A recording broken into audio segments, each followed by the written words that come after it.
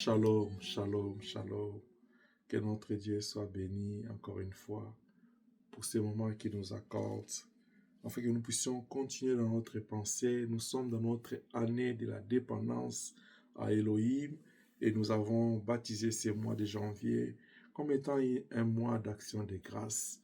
Et tout au long de ces mois, nous sommes en train de voir par quelle manière ou de quelle manière nous devons rendre ou présenter à Dieu nos actions de grâce.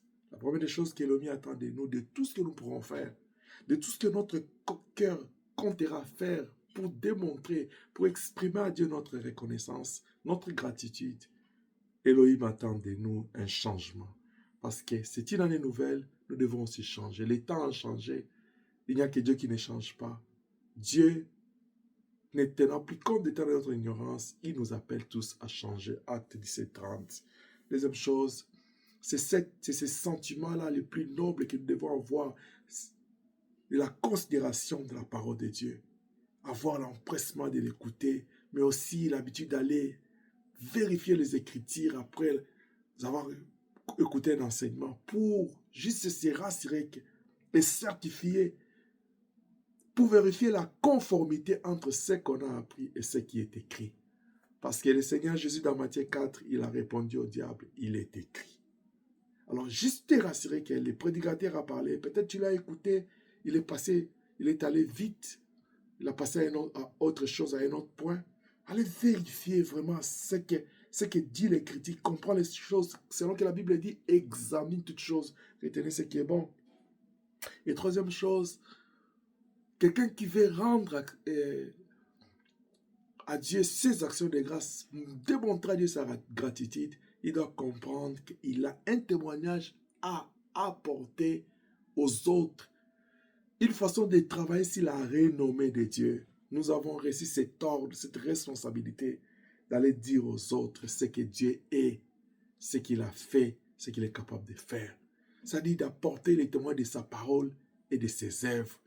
La parole que tu as écoutée, la parole qu'il a écrite dans la Bible, les œuvres que tu as vécues, les œuvres que tu as vues ou entendues les autres ont vécu, expérimenté dans leur vie, les choses que Dieu a fait au travers de toi dans la vie des autres personnes. Tu ne dois pas rester calme. Il faut te déplacer comme Marie pour aller parler à Élisabeth. Et toi, Élisabeth, tu ne dois pas aussi rester calme. Quand tu as une occasion comme ça dans une rencontre, saisis l'opportunité, parle aussi de ta visitation. Que Dieu nous bénisse. La quatrième chose que nous devons faire, la Bible nous dit dans Matthieu chapitre 22, le verset 39, il dit, et voici le second commandement. On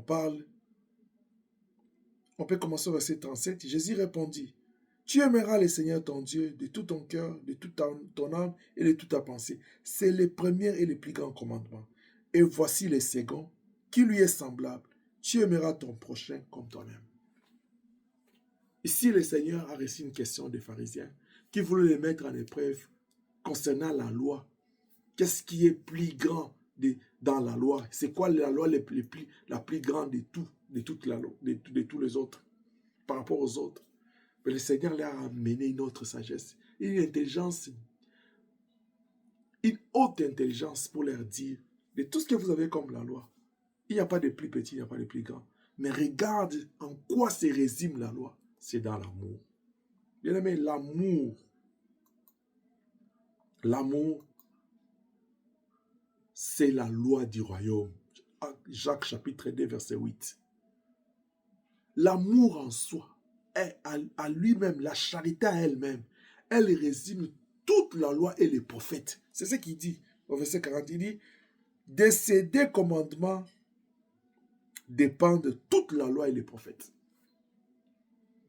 L'amour envers Dieu, l'amour envers son prochain. Nous avons parlé de l'amour envers soi-même, parce qu'il dit, tu aimeras l'Éternel ton Dieu de tout ton cœur, de toute ton pensée, de toute ton âme. Mais quand au prochain, il dit, tu aimeras ton prochain comme toi-même. Précédemment, nous avons essayé de parler un peu de l'amour de toi-même, l'amour que tu dois avoir envers toi-même. Parce que c'est de cet amour-là que naîtra l'amour du prochain. C'est de cet amour-là que sortira l'amour du prochain. L'amour du prochain trouve ses racines dans l'amour que tu as pour toi-même. Parce qu'il nous est recommandé d'aimer les autres comme nous nous aimons. de donner aux autres l'amour que nous avons pour nous-mêmes. Donc cette loi de l'amour de Dieu, cette loi de la loi, cette loi du royaume de Dieu se résume en un seul mot, l'amour. Et cet amour doit être manifesté envers Dieu, envers son prochain et envers soi-même. Déjà, le Seigneur Jésus-Christ est en train de démontrer ici que tout homme a toujours cet amour-là pour lui. Alors, ce que tu as, donne ça aux autres, donne ça à Dieu. C'est pourquoi une autre façon de manifester à Dieu, de lui apporter notre reconnaissance, notre gratitude, c'est dans l'amour du prochain. Quelqu'un se demande, il dit, mais pourquoi pas dans l'amour envers Dieu, parce qu'il s'agit de la gratitude envers lui? Oui, nous allons essayer de répondre à cette question, mais à l'entrée, nous disons que l'amour, c'est la loi du royaume. C'est la base de toute la loi et les prophètes. Quand tu prends la Bible ici, qui est composée de la loi et des prophètes, toute cette Bible se résume par un seul commandement qui est l'amour. Et dans l'amour, nous avons deux dimensions. L'amour envers Dieu qui est le plus grand commandement et l'amour avec son prochain comme on s'aime qui est le second. Et ces deux choses-là, l'amour envers Dieu et l'amour envers le prochain, ce qui résume toute la loi, ce qui renferme toute la loi. C'est la base de tout. Alors, nous étions en train de nous poser la question. Nous sommes dans les mois des actions de grâce. Les actions de grâce, c'est envers Dieu, ce n'est pas envers le prochain. Mais comment se fait-il que le Seigneur veut nous dire, au lieu que nous puissions manifester nos actions de grâce en aimant Dieu, mais le Seigneur nous dit, il attend nos actions de grâce par l'amour envers nos prochains. C'est simple. Je dis simple. Parce que considérant que l'homme est l'image physique du Dieu vivant, qui est esprit, qui est spirituel, tu ne peux pas dire que tu aimes Dieu et que tu ne vois pas, pendant que ton frère, tu ne l'aimes pas. Vous savez, Dieu, c'est ce que moi j'appelle la mathématique de El-Roi, de Elohim. Dieu, il est vraiment insaisissable. Il est complexe. Il dit l'amour envers Dieu, c'est le plus grand commandement. Oui, mais comment tu veux accomplir le plus grand pendant que le second, le plus petit, si on peut dire, tu n'as pas encore réalisé, accompli ça? Comment tu peux être capable de dire que je vais faire ce qui est grand pendant que les petites choses, tu n'es pas capable? N'est-ce pas qu'il est écrit, si tu es fidèle dans des petites choses, c'est quand je te donnerai beaucoup. N'est-ce pas qu'il est écrit, mon serviteur montera, s'élèvera. Dieu nous appelle de monter étape par étape. Avec Dieu, on ne brûle pas les étapes. Parce qu'il veut aller te faire expérimenter toutes choses graduellement, te faire goûter toutes choses petit à petit. N'est-ce pas? Certes, l'amour envers Dieu, c'est le plus grand commandement, la Bible l'a dit. Mais Dieu est esprit. C'est simple, c'est facile pour un homme de dire j'aime Dieu, il est tout pour moi. Mais le Seigneur nous applique, il nous met en épreuve, il dit moi je suis esprit, moi je suis spirituel, tu ne me vois pas. C'est bien beau de confesser, mais j'ai créé l'homme à mon image. Genèse chapitre 1, verset 6 dit faisons l'homme à notre image. Comment est-ce que Dieu tu ne le vois pas? Tu dis que tu l'aimes, mais son image tu ne l'aimes pas. Tu n'as pas l'amour du prochain. C'est pourquoi le Seigneur te dit, comme je t'ai créé à mon image, j'ai créé l'autre à ton image, tu as l'amour pour toi-même. Et tu dis que tu m'aimes. Moi, je veux que tu me démontres ton amour en aimant l'autre comme tu t'aimes. Aimer une personne, ce n'est pas un problème. Mais Dieu ne nous demande pas d'aimer le prochain. Le Seigneur ne s'arrête pas là. Il nous recommande d'aimer le prochain comme nous-mêmes. Vous voyez, une personne qui aime l'autre, et une autre qui aime son prochain comme lui-même, c'est le second là qui aime son prochain comme lui-même qui accomplit la loi de Dieu. Le Seigneur nous met en épreuve. Il veut juste que nous soyons capables de donner aux autres ce que nous recevons de Dieu. Parce que nous bénéficions de l'amour de Dieu chaque jour dans nos vies, chaque instant, à chaque moment. Et qu'est-ce que nous donnons aux autres? Nous leur donnons l'amour, mais est-ce que cet amour que nous leur donnons, c'est l'équivalent de ce que nous ressentons pour nous-mêmes. Je ne vais pas revenir en arrière pour aller encore parler de l'amour de soi, ou cette acceptation de ce que tu es. Si tu aimes l'autre, tu dois l'aimer tel qu'il est. Tu dois l'aimer tel que tu t'aimes. C'est ça le vrai amour que Dieu nous demande. Parce que tu vas l'aimer tel que tu t'aimes, parce que le Seigneur te donne cet ordre. Il te dit, si tu es mon enfant, voilà la loi de mon royaume. Aimer ton prochain comme toi-même. Tu dois l'aimer comme toi-même parce que Dieu aussi t'aime. Tu as reçu l'amour de Dieu gratuitement, tu donnes gratuitement.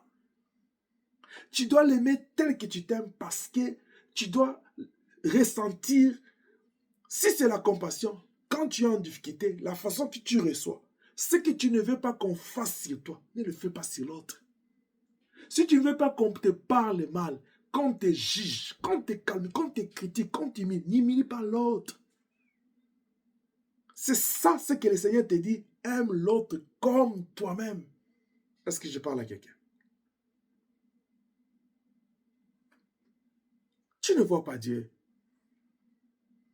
Il dit, même quand vous donnez à l'un de mes petits, les plus petits, un verre d'eau, c'est à moi. Voyez là où l'amour du prochain prend son sens? C'est-à-dire, l'homme que tu aimes, tu dois considérer qu'il est créé à l'image de Dieu. L'homme.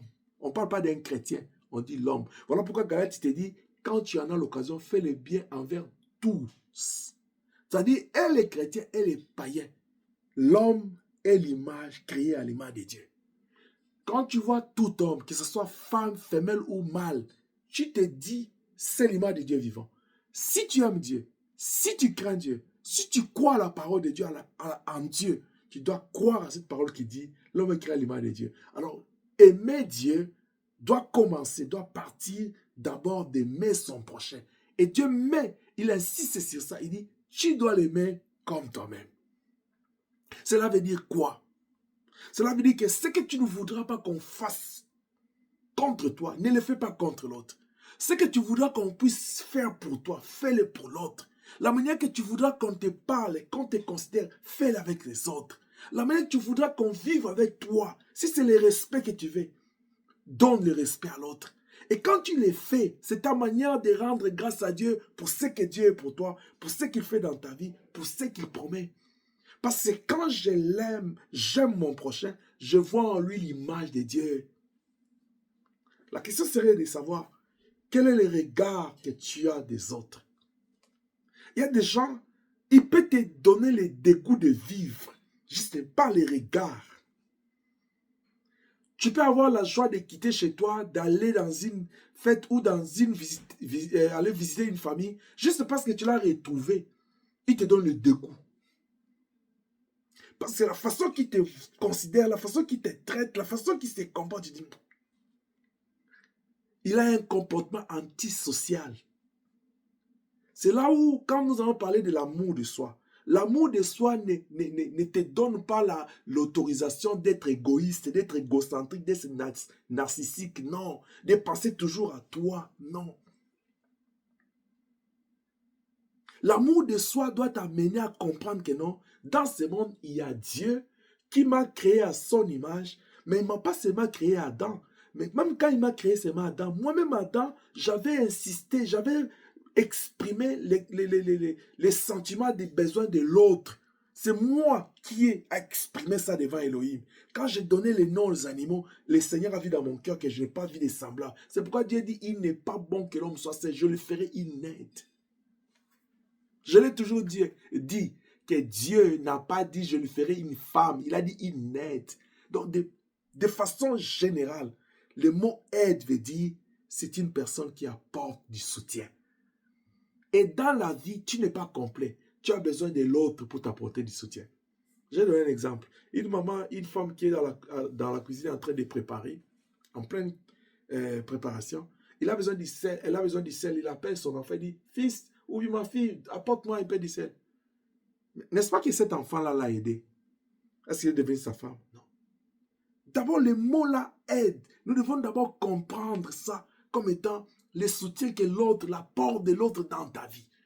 Pierre, malgré spécialiste en pêche, malgré qu'il a rencontré le Messie, malgré tout ce qu'il a expérimenté, il jette les filets sous l'ordre du Seigneur. Mais pour ramener, c'était difficile. Il a besoin de l'aide.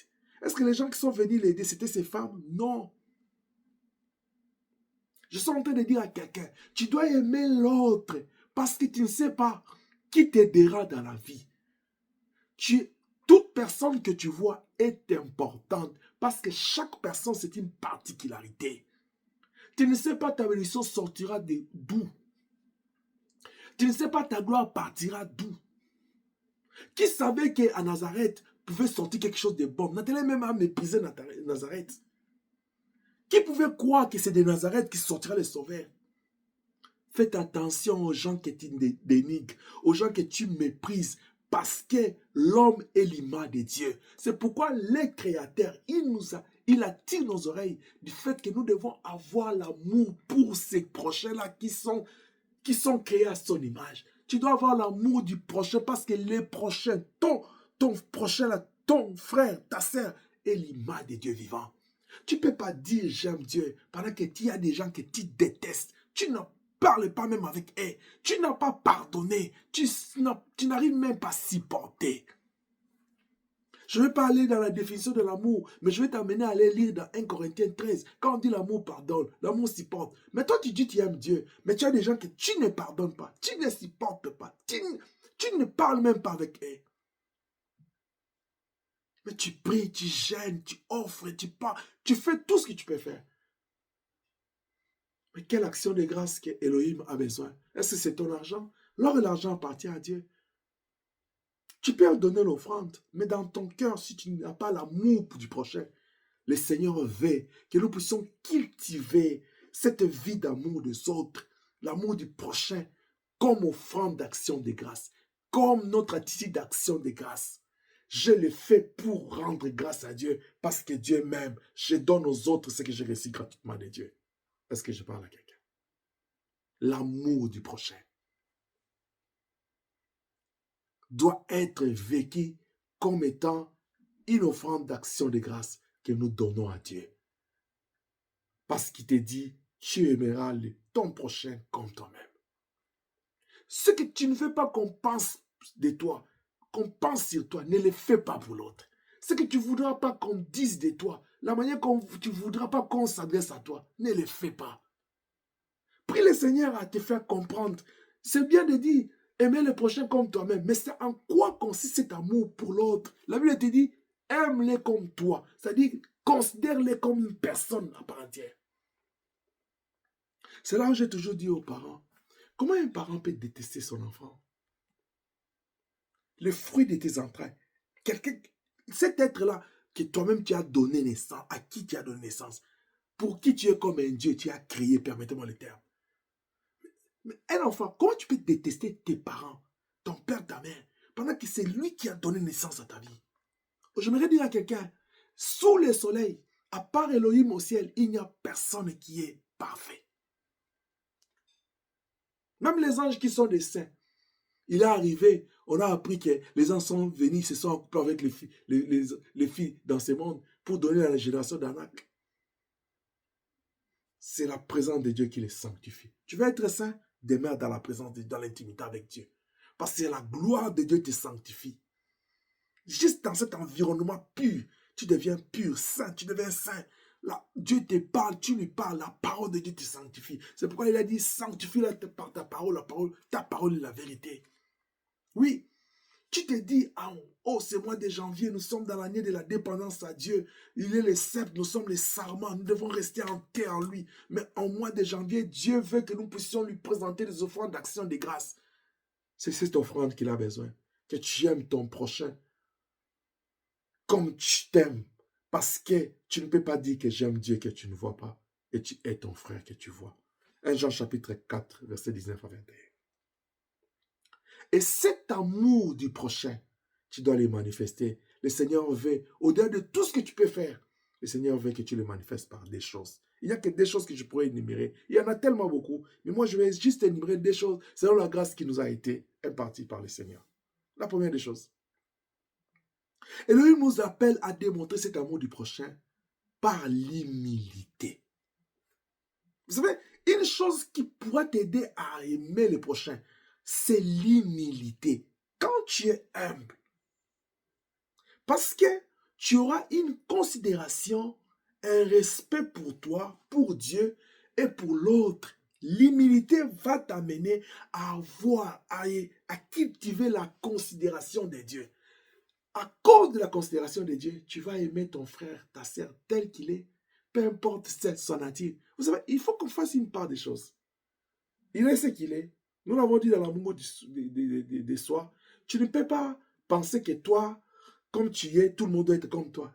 Ça veut dire que non, il n'y a qu'une seule personne dans ce monde. Or, il y a différentes sortes de personnes, différents profils de personnes. Je l'ai toujours dit, même des jumeaux univitellins, c'est-à-dire ceux qui sont sortis des mêmes placentas, ils ont toujours des points de différence. De toutes les façons, ils ne sont pas nés à la même minute. Même quand on fait la césarienne, on retire toujours un, on retire l'autre. Il y a toujours un qui vient quelques millisecondes avant. Il y a toujours une différence. Des temps, des teints, des quoi. Mais il peut y avoir des ressemblances. Il y a toujours un point qui fait la différence. Vous voyez? C'est pour dire que chaque personne est une particularité. Là où ta connaissance est limite, l'autre peut savoir. Vous savez, même avec nos enfants, là, il y a des choses que les enfants connaissent que nous ne connaissons pas. Nous, quand on a appris, on était à l'école, on était dans des écoles où on appelle un enseignant un maître. C'est-à-dire, c'est lui qui dit tout. Vous êtes là, c'est d'écrire, de prendre. Mais avec l'évolution, là, les enfants, ils vont aller pour développer l'intelligence. Tu seras surpris une chose que tu ne connais pas, l'enfant connaît. Il faut que tu comprennes que tu as des limites. C'est pourquoi n'aie pas une haute opinion de toi-même, une haute considération de toi-même. Parce que si déjà tu as une haute opinion de toi et des considérations de toi-même, où sera la place de Dieu dans ta vie? L'amour du prochain doit nous amener à avoir une place dans nos cœurs, là où nous considérons l'autre, peu importe sa taille, sa couleur, ses faiblesses, ses limites. Tu l'aimes comme ça. Toi, Dieu, il t'aime comme ça. Non, non, je disais tantôt, quand je parlais de l'amour de soi, que ce n'est pas le fait que parce que tu es chrétien aujourd'hui, le païen est devenu ton ennemi. Tu étais païen comme eux. Ils peuvent être chrétiens comme toi. Et toi, tu peux retourner dans le monde. Fais attention. C'est pourquoi ce psychologue il dit que non, on m'a vu ce que tu es, tu seras ce que je suis. Tu n'es pas né chrétien. Même si tu es né dans une famille chrétienne, mais il a fallu un moment que tu prennes conscience et ton engagement avec Dieu, tu fasses ton intimité, tu bâtis ta relation avec Dieu. Aujourd'hui, tu es dans le Seigneur, gloire à Dieu. Mais pense aux autres. Aujourd'hui, tu es fort dans la prière, gloire à Dieu. Mais pense aux autres. Pense aussi au moins au moment où aie la considération de quand tu étais faible. Parce qu'on te dit d'aimer l'autre comme toi. Comme je l'ai dit dans l'amour de soi, il a fallu que Christ puisse souffrir pour qu'il devienne notre intercesseur. Quand il est venu dans le monde, il n'est pas venu intercesseur. Mais quand il est passé par la souffrance, il peut intercéder pour nous. Quand il est venu dans le monde, il n'est pas venu comme avocat. Mais quand il est rentré après la souffrance, il est devenu notre avocat. Oui, parce que tu vis ta vie. Parce que tu sais comment tu veux être considéré. Parce que tu considères ta vision. Considère celui des autres. Cela passe par l'humilité. Le respect de l'autre passe par l'humilité. Tu ne peux pas dire que j'aime mon frère, j'aime ma soeur, si tu ne les considères pas, si tu ne les respectes pas. Et la considération, le respect de l'autre passe par l'humilité. C'est pourquoi Philippiens 2, 5 à 11 dit, ayez en vous les sentiments qui est en Jésus-Christ. Est-ce que je peux lire avec toi? Philippiens, chapitre 2. Verset 5 à 11. Et en vous les sentiments qui étaient en Jésus-Christ, lesquels existaient en forme de Dieu, n'a point regardé une proie arrachée d'être égal avec Dieu, mais s'est dépouillé lui-même en prenant une forme de serviteur, en devenant semblable aux hommes et en ayant paru comme un simple homme. Lui qui était semblable à Dieu. Il ne s'est pas accroché parce qu'il voulait manifester son amour envers nous, les humains, envers nous, les hommes. Et encore plus grave, c'est nous qui avons offensé Dieu. C'est nous qui avons transgressé la loi de Dieu. Mais il a pris la forme d'un homme. Lui qui existait en forme de Dieu. La Bible va même plus loin, dit, en prenant la forme de l'homme, c'est ces corps-là qu'il a habité. En lui habitait complètement toute la plénitude de la divinité. Il pouvait dire que non, c'est eux qui m'ont offensé. Je fais tout pour qu'ils reviennent vers moi. Vous savez que Dieu a qualifié Israël d'un peuple à cour roide. C'est-à-dire, à un moment donné, Dieu était... L'incrédulité avait mis les combles. C'était au comble de tout. Mais Dieu est toujours amour. Il revient chaque matin. Vous vous souvenez de ce que j'ai toujours dit dans 1 Samuel chapitre 17? David, quand il arrive sur le champ de la bataille contre les Philistins, il trouve Goliath. C'était le 40e jour. Comment un Dieu puissant peut accepter de patienter 40 jours pour et être arrosé des insultes par un incirconcis? Est-ce que tu peux supporter ça? Tu vois l'amour de Dieu? C'est là où on dit l'amour est fort, il supporte. Toi, tu veux qu'on te supporte, tu n'es pas capable de supporter les autres. Tu dis, je vais adorer, je vais rendre action de grâce à Dieu. Les actions de grâce passent par l'amour de l'autre, passent par l'acceptation de l'être tel qu'il est, passent par la considération de l'autre. Considère les œuvres des autres. Apprécie ce que les autres font. La considération consiste aussi dans l'appréciation. Toi, tu parles des autres seulement en mal. C'est comme s'ils font rien de bien dans leur vie. Tu es quel genre l'enfant de Dieu?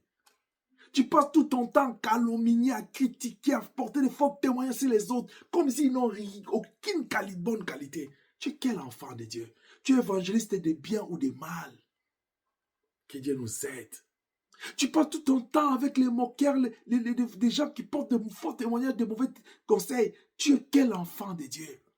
Je suis en train de te rappeler que ton corps est le temple du Saint-Esprit. Tu dois transporter la gloire et la sainteté de Dieu. Jésus-Christ a été humble. Je peux continuer la lecture. On dit, il s'est humilié lui-même et s'est rendant obéissant jusqu'à la mort, même à la mort de la croix. Pourquoi il a obéi à la mort? Pourquoi il a accepté la souffrance? Pourquoi Gethsémani, il a dit, Seigneur, si tu peux éloigner de moi cette coupe. Mais après, il a dit ta volonté. Parce qu'il avait l'amour du prochain. Mais si, certainement, tu es un enfant de Dieu. Jésus-Christ est amour. Dieu est amour. Le Seigneur est amour. Et la Bible dit dans Jean 1,12, à tous ceux qui ont cru en lui, à la parole qui est Jésus, à tous ceux qui ont reçu cette parole, c'est dit, tu as avalé Jésus en toi, dans la foi, n'est-ce pas? Alors si tu as avalé l'amour, mais comment tu ne peux pas avoir l'amour pour les prochains? Tu as l'amour seulement pour toi. Alors à ce moment-là, on va même remettre en cause l'amour que tu as pour toi-même. Parce que nous avons essayé de démontrer que beaucoup de gens pensent avoir l'amour de soi, mais ils n'en ont pas dans les fonds. Parce que si quelqu'un ne sait pas faire de bons choix pour lui-même, pour des choses qu'il doit abandonner, des choses pour lesquelles il doit exceller, il est dans la confusion. On peut juste se dire, j'ai l'amour pour moi-même, j'ai l'amour pour les autres, j'ai l'amour pour Dieu. Mais est-ce que dans les fonds, c'est vrai cet amour, ça existe? Est-ce que tu expérimentes, c'est ça le vrai amour que Dieu a besoin? C'est pourquoi aussi Dieu l'a souverainement élevé et lui a donné le nom qui est au-dessus de tout. Tu vois l'humilité? Quand quelqu'un s'humilie, Dieu l'élève. C'est pourquoi la Bible dit Dieu résiste aux orgueilleux, il fait grâce aux simples. Ouvrier, écoutez-moi. Homme de Dieu, servant de Dieu, écoutez-moi. Tu ne peux pas aller loin. Église, écoute-moi. L'humilité précède la gloire. Ça vous perdez rien d'être humble. J'ai toujours dit aux gens, l'humilité, c'est une qualité de la maturité, de la grandeur. Quelqu'un qui est grand, quelqu'un qui est mature dans les choses de Dieu, il est humble. Parce qu'il sait là où Dieu l'a pris. La Bible dit, de la poussière, il prend l'indigent, il le fait asseoir parmi les grands. Quand il prend Abraham, il n'avait pas toute cette gloire, mais il a promis à Abraham, il dit, je rendrai ton nom grand. Peut-être Abraham, à Charan, il voyait qu'il avait tout. Il avait quand même beaucoup de choses. Il était bien. Mais le Seigneur lui promet la grandeur. C'est-à-dire, par rapport à ce qu'il avait, Dieu ne voyait pas ça la grandeur. Aujourd'hui, on parle de cet Abraham-là, le père de la foi. Voilà la grandeur. Aujourd'hui, on ne peut pas parler d'Israël sans Abraham. On ne peut pas parler de la Bible sans Abraham. La grandeur se trouve en Dieu. Et la grandeur, c'est le fruit de l'humilité. Par contre, la perdition, c'est le fruit de l'orgueil. Vous savez, quelqu'un qui est orgueilleux, il ne peut pas aller loin dans la vie. Parce qu'on va dire, je connais, je sais faire. Moi, quand je fais, tu ne peux pas avancer. Laisse la parole de Dieu te briser. Laisse-toi, toi, sous la puissante main de Dieu, afin qu'au jour convenable, que le Seigneur t'élève. Je l'ai toujours dit, le jour où tu penseras, que tu croiras, que tu te diras que je suis arrivé, c'est le jour, c'est le début de ta perdition. C'est le jour où tu te perds. Parce qu'avec Dieu, on n'est jamais arrivé. Tant que la trompette n'est pas encore sonnée, tant que le Seigneur n'a pas pris la décision de te retirer de ce monde pour te reposer, tu n'es pas encore arrivé. C'est pourquoi Paul, l'apôtre, écoute, l'apôtre Paul, malgré la sagesse qu'il a dit, il dit, je cours encore. Parce qu'il veut remporter les prix. Toi, tu penses que tu es arrivé, tu ne cours plus. Faites attention, parce que l'orgueilleux, le diable, il rôde tout autour, il cherche qui dévorer. Tu vas te croire plus meilleur. Plus meilleur. C'est pourquoi le Seigneur, quand les disciples se sont détachés de lui, il a regardé les autres.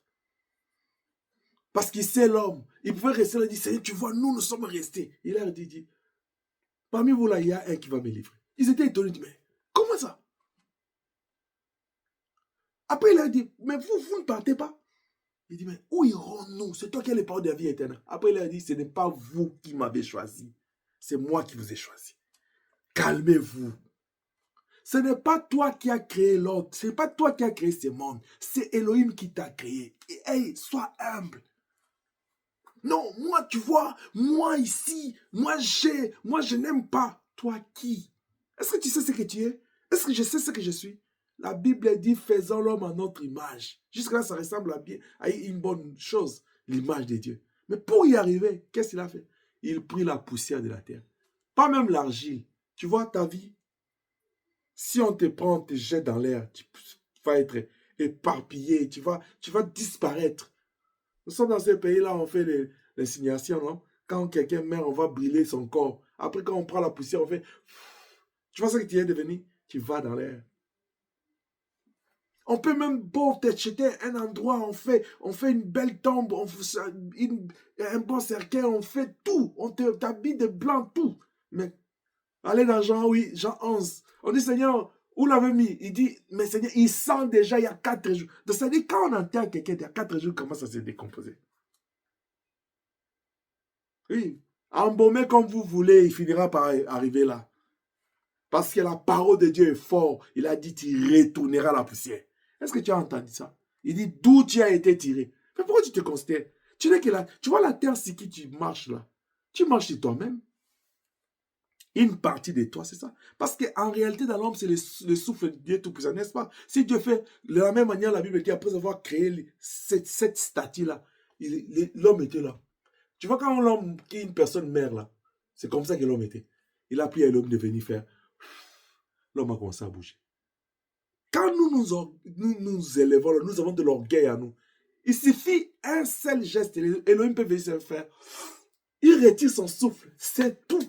C'est pourquoi tu vois, il y a des gens qui tombent la nuit dans le sommeil, les autres le matin ils se réveillent, les autres c'est le soir, les autres c'est à midi, les autres en cours de route. Elohim est capable de faire. C'est pourquoi vous avez vu, il a arrêté le monde avec les déluge de Noé. Il est capable. C'est pourquoi nous devons craindre Dieu et obéir à sa parole. Quand il nous dit de nous humilier, de considérer les autres, de respecter les autres, d'avoir l'amour du prochain, ayons cet empressement d'obéir à la parole de Dieu. Craignons Dieu, ayons la crainte de Dieu, servons-le avec crainte et tremblement. Parce que Elohim est Dieu. Ne nous cachons pas la figure. Tu n'as pas besoin de mentir l'autre. Tu n'as pas besoin de faire le bon sein. Tu donnes une bonne image de toi. Écoute-moi, l'hypocrisie ne sert à rien. J'ai parlé dans l'amour de soi. Il y a la conscience qui sait ce que tu es devant Dieu. Je sais ce que je suis devant Dieu. Tu peux parler de tout ce que tu peux parler de moi. Je sais ce que je suis devant Dieu. Je sais ce que Dieu est pour moi. Et toi, tu sais ce que tu es devant Dieu. Tu sais ce que Dieu est pour toi. Tout ce que Dieu te demande, si tu l'aimes, si tu veux lui apporter, lui exprimer ta reconnaissance pour ce qu'il est, pour ce qu'il fait pour toi, aime ton prochain. Ne sers pas Dieu, ne t'approche pas de Dieu à ta manière. Sois humble. Elohim est Dieu. Il est le Tout-Puissant. Nous devons craindre Dieu. Nous devons respecter sa parole. Nous devons marcher selon ses traces. Bien aimé, nous avançons. Nous ne reculons pas. Nous allons de l'avant. Là, en avant, nous partons. C'est la rencontre avec le Seigneur. Il revient bientôt. Mais comment on n'est pas conscient que nous sommes en train de faire les pas vers l'avant, vers la rencontre, à la rencontre du Seigneur? La trompette va sonner. Il va te trouver dans quelle position? Tu marches comme tu veux. Il dit dans Actes des Apôtres, chapitre 9, il dit, Saul, Saul, pourquoi me persécutes-tu? Parce que Saul marchait comme lui il veut. Humilie-toi. Tu n'as pas lu dans Luc chapitre 9, verset 23, la Bible dit, tu dois renoncer au moi. L'orgueil détruit. Juste parce que tu ne veux pas considérer ton frère, ta soeur qui est élevée. Il y a des gens, parce qu'on apprécie l'autre, lui, il sent la colère dans son cœur. Ça, c'est la sorcellerie. Comment l'homme crée l'image de Dieu, il monte, toi tu es furieux. Est-ce que c'est cette personne-là qui t'a empêché de te comporter bien, d'aimer Dieu, de t'accrocher à Dieu pour monter? Va voir ton frère, va voir ta sœur, dis, comment tu fais? Comment tu fais? C'est pourquoi le Seigneur avait raison de prendre un enfant, de le mettre au milieu des apôtres, dit, le royaume des cieux est semblable à celui qui s'est fait comme un enfant.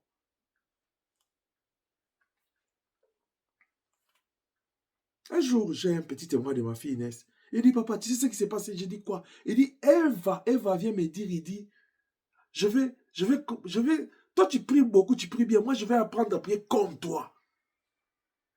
Est-ce que les gens peuvent te prendre comme référence? Tes enfants, ils peuvent te prendre comme référence. Des fois, parce que chaque parent, écoutez, des fois vous pensez que je suis trop dur avec vous. Mais les garçons vont dire encore, papier est trop dur avec eux. Finalement, je suis trop dur avec tout le monde. Je ne suis pas trop dur avec quelqu'un. C'est la parole de Dieu. Je ne fais qu'annoncer la parole de Dieu. Comment tu peux exiger à ton enfant les choses que toi-même tu n'es pas capable de faire? Comment tu peux exiger à ton enfant la vie que toi-même tu n'es pas capable de lui montrer comme modèle? Tu n'as pas une vie de prière, mais tu veux que l'enfant prie comment? Il va apprendre ça de qui? Toi-même là, tu lis la parole de Dieu seulement les jours où on prêche. Même quand on prêche là, tu n'écris pas. Tu veux que l'enfant écrive. Tu veux que l'enfant soit disciple de Béret toi-même. Tu dois être modèle. Toi, enfant, comment tu peux te révolter contre celui qui t'a donné naissance? C'est pas la sorcellerie. Vous lisez la parole, on vous dit, enfants, obéissez à vos parents pour que vous puissiez vivre longtemps. Est-ce que vous lisez la parole de Dieu ou vous lisez? Ou vous croyez que j'ai parlé de l'histoire de la Bible, j'ai démontré que ce livre est sacré. Parce qu'il n'a pas un seul auteur. Tout livre de ce monde a un seul auteur. Mais ici, il y en a plus d'un auteur parce que tous, ils ont reçu le mandat de Elohim. Poussés par l'esprit, ils ont écrit un seul livre. C'est-à-dire, ici, il n'y a pas la pensée d'une personne. Il n'y a que la pensée de Dieu communiquée aux hommes et les hommes ont écrit. Par contre, dans les livres de ce monde, c'est la pensée d'un auteur. Vous voyez la différence? Mais comment est-ce que toi, tu te comportes par rapport à la parole de Dieu? Humilie-toi. L'amour doit t'amener à l'humilité. Tu m'entends? Si en toi, tu n'as pas l'humilité, tu n'as pas l'amour. Parce que l'amour, la Bible dit dans 1 Jean 4, 19 à 21, Dieu est amour. L'amour vient de Dieu et l'amour de Dieu. Or, lui-même, amour, Philippiens nous dit, il s'est humilié. Comment lui qui est amour s'est humilié? Jusqu'à se rendre un simple homme, jusqu'à aller obéir à la mort, à l'ignominie, à l'opprobre de la croix, à la honte. Il s'est donné à ça. Il s'est laissé à ça, à cause de l'amour. Mais comment toi tu l'as avalé? Comment tu l'as réussi? Tu n'as pas l'humilité en toi. Mais de quel amour tu parles? Parce que l'amour est humble. Est-ce que je parle à quelqu'un? Donc la première façon de démontrer notre amour du prochain, notre amour envers l'autre, c'est en étant humble, en considérant l'autre. La Bible dit quoi? Il dit, et toute...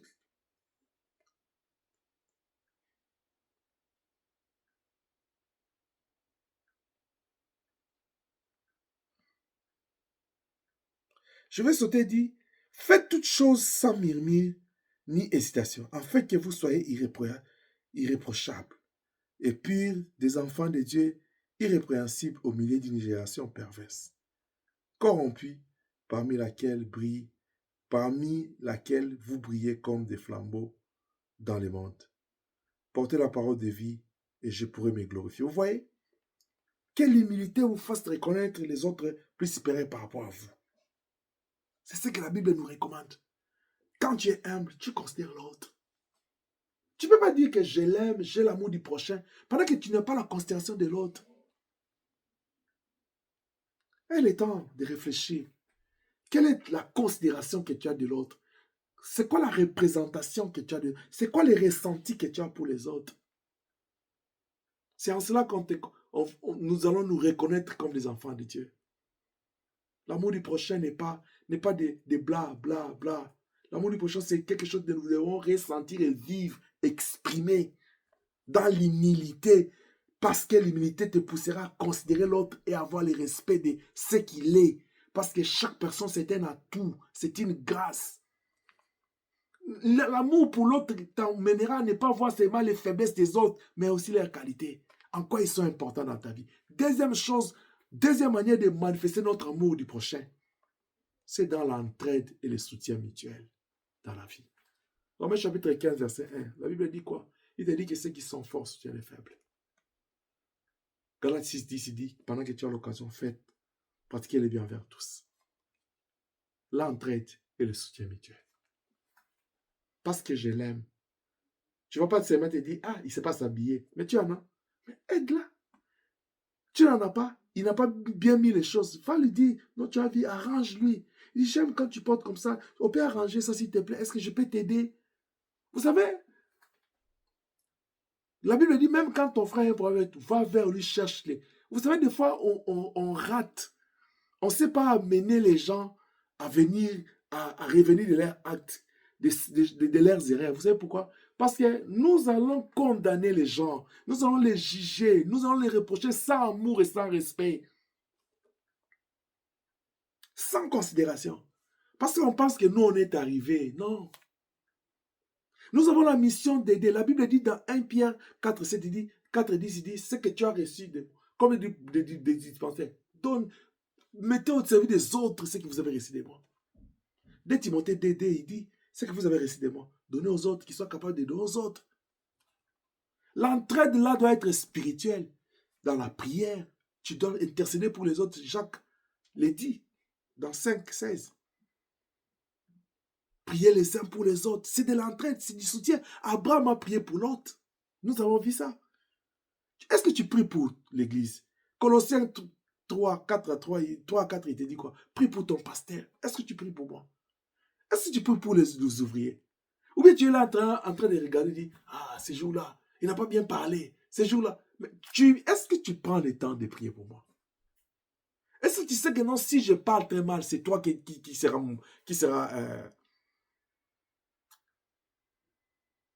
va endosser les conséquences? Mais qu'est-ce que tu fais pour que je vienne parler bien? Oh non, dans cette église-là, il n'y a pas d'amour. Qu'est-ce que toi tu apportes comme amour, comme fruit d'amour dans l'église?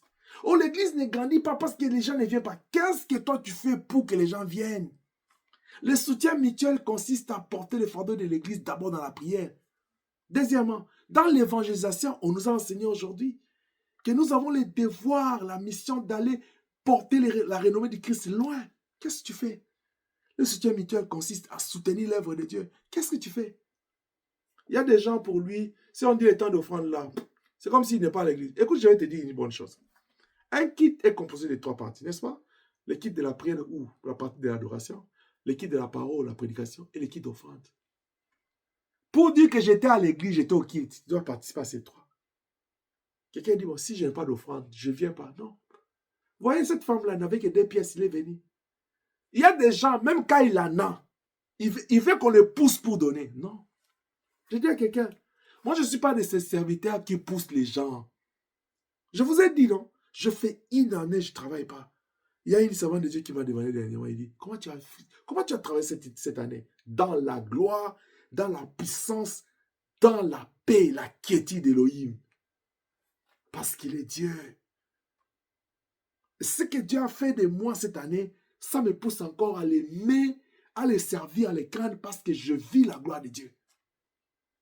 Je ne vais pas revenir sur ces témoignages chaque fois, mais c'est une année spéciale pour moi. Et une autre personne m'a dit, je suis des témoignages des gens, ils ont aussi traversé des périodes comme ça, comme toi, où Dieu arrête tout de leur vie. Et au final, ils ont compris que c'était pour son œuvre. Oui, moi j'ai compris que Dieu avait besoin de ça, de moi pour ce moment. Pour toi. Mais regarde encore, toi pour qui Dieu m'a apprêté pour ta bénédiction? Quelle est ta considération pour moi? Quel est ton amour pour moi? quelle est la place que j'ai dans ton cœur? Dès Chroniques 20, il dit, confiez-vous à mes serviteurs, vous réussirez. Tu vois, ta réussite dépend de ma bénédiction. Parce que tu es sous la grâce de Dieu que je porte.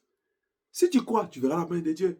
Si tu es ici, tu ne crois même pas à moi. Je te dis clairement, tu perds ton temps. Je suis désolé. Si tu es là, tu ne me respectes pas, tu ne m'aimes pas, tu ne crois pas en moi, tu fais quoi? Tu perds ton temps.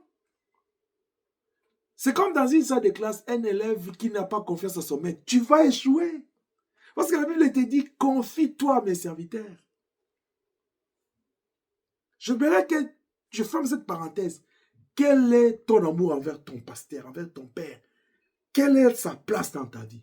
Un homme de Dieu, c'est le porteur de la criche qui te conduit vers le roi. J'ai la responsabilité sur ton âme. Mais qu'est-ce que toi tu fais? C'est quoi ton devoir envers moi? Sur le plan spirituel, même prier pour moi. Nous sommes là, rendus au 21 janvier. Ça fait 3 semaines déjà passées. Combien de fois tu as eu le temps de prier pour moi juste 1 minute? Combien de temps? Mais tu m'écoutes presque chaque dimanche. Et si je t'amène des hérésies, comment tu vas faire?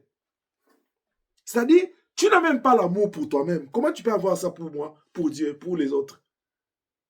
Parce que si tu avais l'amour pour l'amour pour toi, là, t'intercéder, dire, pour épargner mon âme de la perdition, je dois prier pour cet homme, afin qu'il ne m'amène pas des choses. Mais tu as la grâce parce que cet homme-là, il sait ce qu'il fait avec Dieu, là où Dieu l'a pris. Et il est sérieux avec ces dieux-là. Si je n'ai rien à dire, je ne peux pas inventer. Je ne peux pas venir te dire ce que Dieu ne m'a pas dit. Et chaque fois quand je dis quelque chose, c'est monté dans mon cœur. Il m'a chuchoté ça à l'oreille pour ta bénédiction. Et si tu crois à ce que je t'enseigne de la part de Dieu, tu es une personne, tu es béni. Tu es vraiment béni. Et que la grâce de Dieu te localise là où tu es. L'entraide spirituelle. Qu'est-ce que tu fais pour tes frères? Sur le plan spirituel, nous avons la mission de prier pour les autres, de leur partager la parole de Dieu, de les soutenir dans ce sens-là. Au moins, c'est des choses-là. Mais l'entraide et le soutien mutuel, là, c'est aussi sur le plan social, le réconfort moral. Vous savez, il y a d'autres personnes, ils n'ont pas besoin de ton argent. Juste l'appeler, dire, tu vas bien? On te dit, tel est éprouvé, tel est un problème. Tu l'appelles juste, tu vas bien? Est-ce que ça va? Tu ne vois pas ton frère, tu dis, mais tu es préoccupé, qu'est-ce qui se passe? Le cœur des papas de l'enfant prodigue. L'enfant a demandé, c'est bien, il lui a donné, mais son cœur était là où il se trouve son enfant. Je rentre encore avec les parents. Ton cœur doit se trouver là où il y a ton enfant. Parce que c'est un trésor pour toi. Et l'enfant, tu dois savoir que les parents, c'est ta source. C'est de là que tu es sorti. Si dans une maison, il y a un conflit entre parents et enfants, peu importe l'âge des enfants, c'est le diable. Regardez-moi, c'est le diable. Tonner à lui seul ne suffit pas. Crier ne suffit pas. Taper, comme dans nos coutumes là, on dit c'est la discipline, ne suffit pas. Parler, tu vas même faire sortir, tu fais même sortir les nerfs ici. Ça ne suffira pas. Il y a des choses qui ne sortent que par des prières et des jeûnes. Parents, écoutez-moi bien. Quand tu vois un enfant commence à prendre des routes, qui va prendre une autre direction, réveillez-vous dans la prière. C'est pourquoi je vous ai toujours dit, soyez modèle pour ces enfants-là en tout. Quand un enfant il grandit dès le bas âge, comme nous avons les bambins là, quand tu pries, mets-les là, même s'il ne sait pas parler, il va retenir même tes mots dans la prière. Si nous, on a grandi avec le père de l'enfant, on était déjà adolescents, on avait là de la conscience, mais on a gardé. Moi, j'ai des expressions de mon père dans la foi. Si je le parle aujourd'hui, il sait que ça, c'est lui. Mais je l'ai pris, j'étais déjà âgé. Mais si un enfant grandit avec ça, c'est pourquoi la Bible dit, montre à l'enfant les chemins du Seigneur. Quand il sera grand, il ne va pas se dérouter. Les soutiens matériels, les réconforts, les soutiens financiers, les partages des pains. Nous avons parlé de l'hôtel d'hospitalité. Dieu a fait quelque chose de grand. Tu appelles, tu organises un festin, tu publies les hauts faits de Dieu, vous partagez les pains avec les autres. Tu peux faire toute une année. Toi, tu n'as jamais reçu les gens dans ta maison. Toi, tu ne vas pas aux orphelinats pour donner. Tu ne vas même pas visiter les malades à l'hôpital. Pour toi, le verset là qui dit j'étais malade, tu es venu me visiter là, ça n'existe pas. J'avais manqué à me vêtir, tu m'as partagé, ça n'existe pas. J'avais manqué le... Non, non. Pour toi, la veuve des sérieux n'existe pas. Toi, c'est l'égocentrisme, toi, c'est l'égoïsme, toi, c'est le narcissisme. Tu vois que toi, quel genre de chrétien tu es? Après, tu dis, non, c'est moi, laissez-moi. Papa dit, c'est le mois d'action de grâce. Non, non, non, non. Action de grâce veut dire, Elohim attend de nous que nous puissions démontrer le vrai amour du prochain. C'est-à-dire considérer l'autre comme moi-même, lui donner ce que je voudrais qu'on me donne. Parce que l'amour consiste à donner. Dieu a aimé, il a donné. Pas à parler. Je t'aime, je t'aime. Non, non. Non, non. Bannis ces mots-là même dans ton langage. Passe par les actes. Je n'ai pas besoin que tu me dises, je dis même, où sont les actes? Parce qu'il y a des gens, ils te font rire, ils te sourient. Les souris de blanc, tu vois. Mais au fond, là, dans son cœur, c'est noir pour toi. Faites attention aux gens qui vous sourient en tout moment là. Rien ne vous démontre qu'ils vous aiment. Il n'y a que l'amour de Dieu vrai qui coule dans le cœur de l'homme qui peut vous amener, qui peut vous exprimer, qui peut vous alimenter, qui peut générer à vous la quiétude.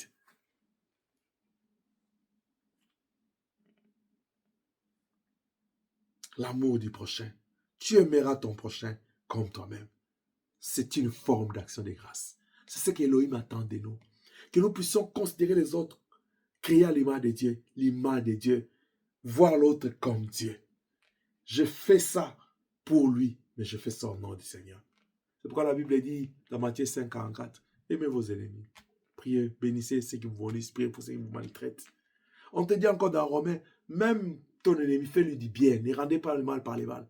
Oh non, si je fais ça, c'est lui qui me combat. La Bible dit, entasse les charbons de feu sur sa tête. Tu n'as pas lu ça. L'amour de Dieu est fort. Mais c'est nous qui avons offensé Dieu. Mais Dieu pouvait dire, c'est eux qui m'ont offensé. Je ne vais pas les sauver. Mais il est venu nous sauver comment? Toi, Dieu a omis tes péchés, il est venu te sauver. Il a donné son fils unique pour te sauver. Mais toi, tu ne veux pas omettre ceux des autres. Comment l'amour de Dieu là était capable seulement d'omettre nos fautes? Parce que quand Jésus est venu sauver, même les sorciers sont venus pour les sauver, n'est-ce pas? Est-ce que dans l'église aujourd'hui, il n'y avait pas de sorciers qui se sont convertis? Il n'y avait pas de occultistes qui se sont convertis? L'amour de Dieu n'a pas regardé tout ça. Mais pourquoi cet amour-là, quand ça vient dans nos vies, nous commençons à faire cette distinction? D'où est venue la discrimination? Nous parlons de la discrimination dans la société, il y en a dans l'église. Nous parlons de la stigmatisation dans la société, il y en a dans l'église. Parce que nous sommes devenus des racistes spirituels. L'homme est rendu à 2 Timothée chapitre 4. Il veut aimer celui qui le plaît, il veut écouter ce qui le plaît, il veut choisir ce qui le plaît. Que le Dieu de paix nous aide, que le Seigneur nous aide abondamment. Je prie le Seigneur à nous aider. Je prie que la grâce de Dieu soit sur nous. Je suis en train de prier que la paix de Dieu qui surpasse tout entendement nous aide, afin que nous puissions vivre dans la plénitude, dans la gloire. Que le Seigneur nous aide. Ô Père éternel, fais descendre ton amour dans ton église, dans toutes les familles, dans toutes les vies qui nous écoutent et dans la vie de chaque personne qui va écouter cette parole. Sanctifie-nous par ta parole, car ta parole est la vérité. Sanctifie-nous par ta parole, car ta parole est la vérité. Au nom puissant de Jésus, nous détruisons tout ce qui est en train de nuire, d'éternel notre Dieu, l'amour dans nos cœurs, les déceptions, les chocs, les mauvaises expériences, la vie du passé. La Bible dit ne passez pas aux événements passés. Il y a des gens qui ont perdu l'amour du prochain à cause des événements du passé. Détache leur cœur. Lorsque tu vides ton cœur de tous les sentiments toxiques qui étouffent l'amour. Que l'amour abonde dans l'église. Que l'amour naisse dans le cœur de tous ceux qui vont écouter cette parole. Que le Saint-Esprit nous amène dans la dimension d'humilité et du soutien mutuel. C'est dans le nom puissant de Jésus. Nous avons ainsi prié. Nous disons 3 fois Amen, Amen, Amen, Amen. Shalom, shalom. Que notre Dieu vous bénisse abondamment de partout où vous êtes. Nous croyons que vous êtes bénis par cette parole. Vous avez notre programme chaque mercredi de 18h à 19h30. Vendredi, 22h à minuit. Nous avons une chambre de prière. Nous venons prier, vraiment prier le Seigneur, implorer sa grâce. Chaque samedi de 18h à 19h30, nous avons les programmes de la jeunesse. Et dimanche à 10h30, nous avons notre culte d'adoration. C'est comme nous l'avons dit, c'est à l'ère du Canada. Partagez ces messages, partagez les liens et les liens pour se connecter au programme de l'église parce que tous les programmes sont en ligne, malgré que nous avons des programmes en présentiel qu'on programme, qu'on projette à chaque instant, comme ça s'en vient pour la retraite de Pâques qui aura lieu des 2 au 5 avril 2025. Pour ce soir, nous allons nous arrêter là. Que la paix de Dieu soit avec vous. Que Elohim soit votre Dieu qui vous bénisse. Shalom, shalom, shalom. Que Dieu vous bénisse.